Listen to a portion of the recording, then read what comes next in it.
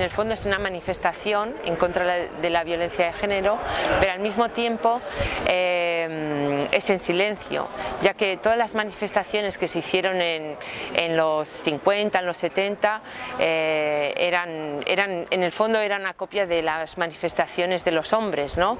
Que eran brutales o agresivas, ¿no? En cambio yo creo que la mujer es mucho más íntima, quizá sufrimos en el silencio, por eso he pensado que el silencio a veces es mucho más conmovedor que el grito. La performance va a ser delante del Corte Inglés porque he pensado que si fuesen delante de un sitio artístico como un museo, pues siempre sería para un tipo de audiencia, ¿no? Pues intelectual. En cambio, esta performance que tiene mucho que ver con el día de cada día en España, tiene que ser en medio de la calle, ¿no?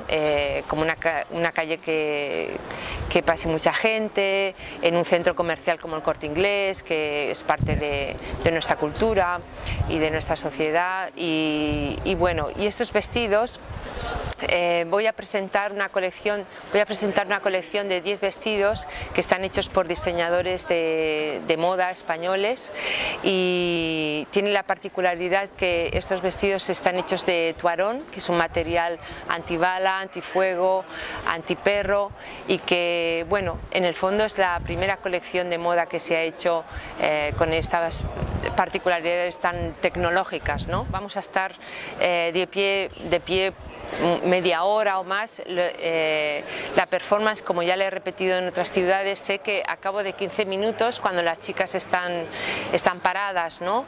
Empiezan a moverse o a temblar, y eso también es muy conmovedor. En el fondo, lo que tiene distinto es que es delante del Corte Inglés.